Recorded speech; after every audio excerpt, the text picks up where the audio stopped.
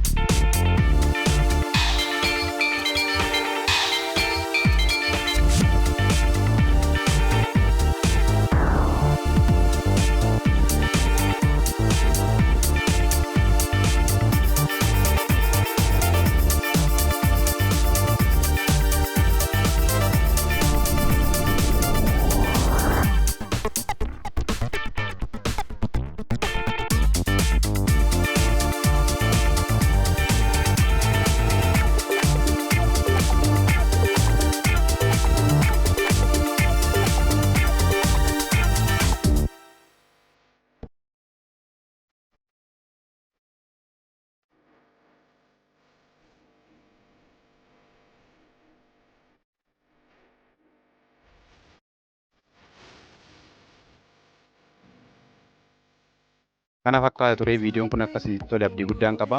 Egaa warreen barmaatee daawwattanii akkaawuntii kana fooloo gochuun dagatina akkasumas illee viidiyoo kana laayik godhaa, koppii linkii godhaa, sheer godhaa hiriyoota keessaniin gahaa akkasumas koomentii kennaatiin jajjabeessaa yaada keessan ibsaa isiniin jedha.